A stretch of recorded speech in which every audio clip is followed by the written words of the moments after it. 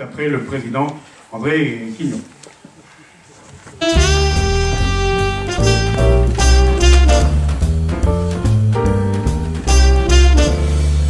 Monsieur le maire de Buzancais et conseiller départemental, monsieur l'adjoint au sport, mesdames et messieurs, je vous remercie d'être présents pour cette assemblée générale de Buzancais qui nous situe dans la dernière ligne droite de l'Olympiade. Cette saison ne fut pas des plus faciles avec de grandes et belles manifestations.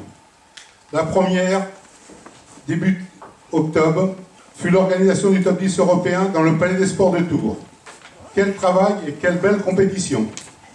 Il y avait autour de ce rendez-vous européen beaucoup d'autres réunions, comité directeur fédéral, colloque des entraîneurs, réunion du corps arbitral, du développement durable, tournoi gentlemen et expo.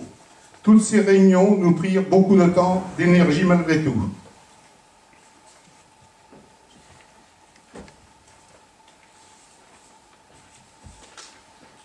Nous avons réussi et prouvé que la Ligue du Centre, nous savions organiser de belles et de grandes manifestations. Début juin, ce fut la Coupe de France des clubs au Krebs de Bourges. Là, nous partions dans l'inconnu et finalement, pour cette belle compétition, nous avons réussi à prouver que cette épreuve avait de l'avenir. Tous les coachs, joueurs et arbitres seront partis enthousiasmés et convaincus qu'il fallait la maintenir. Il y eut encore un rendez-vous important, le 1er avril, et ce n'était pas un canular. La Fédération française de tennis de table, reconnaissant le travail de nos techniciens, nous ont proposé de créer le pôle France Jeunes à Tours. Ce 1er avril, pour l'inauguration, nous avions reçu le président de la fédération, Christian Palierne, qui était accompagné de M. Pascal Béretz, de DTN, Bernard Bouzig, DTN adjoint, ainsi que de plusieurs entraîneurs nationaux. Cette journée a été riche en événements, avec une réunion de travail à la mairie de Tours. De très nombreux élus, des personnalités, des dirigeants, des parents étaient présents à cette soirée d'animation, de présentation et de signature de conventions. Cette année, nous perdons quelques licences traditionnelles et promotionnelles qui sont largement compensées par les licences événementielles. Nous ne pouvons pas nous en satisfaire. Il faut travailler et aider les clubs à se développer. Nous y reviendrons tout à l'heure. En dehors du comité du Cher qui est en progression, tous les autres départements perdent des licences. Comme vous le savez, nous avons embauché Romain Bardin comme agent de développement au mois de septembre. Romain intervient maintenant sur les comités et les clubs pour tout ce qui est en lien avec sa mission. Après 2 séminaires et 4 fois 2 jours de formation, c'est une douzaine de formateurs qui peuvent intervenir en matière d'accompagnement. N'hésitez pas à solliciter la Ligue ou les comités afin de vous aider dans cette démarche. Nous avions également embauché un jeune technicien sur les pôles pour gérer toute la logistique. Finalement, nous avons été obligés de nous en séparer pendant les vacances et un autre candidat qui était sur les rangs vient d'être embauché.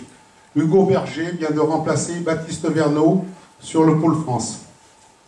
Au niveau des résultats, je laisserai les responsables des commissions annoncer le bilan sportif de cette saison. Bien que cela ne soit pas sur la saison 2014-2015, je voudrais simplement féliciter Lilian Bardet pour ses brillants résultats européens du mois de juillet. Il est devenu champion d'Europe par équipe et champion d'Europe en double, alors qu'il n'est que cadet 1. Nous le recevrons tout à l'heure pour le féliciter et le récompenser. Comme vous le savez, la Ligue du Centre est engagée en faveur du développement durable, en organisant des événements éco-responsables. À ce titre, je souhaiterais que les responsables de clubs, les entraîneurs, les parents et les joueurs respectent les lieux, que ce soit dans les salles ou dans les gymnases, et qu'à l'issue des compétitions, ce ne soit plus une porcherie, comme je l'ai remarqué cette saison dans divers lieux. Et oui, nous entamons la dernière ligne droite de l'Olympiade. Comme je vous l'ai dit depuis 3 ans, je m'étais fixé de rétablir les comptes de la Ligue. Je pense y avoir réussi.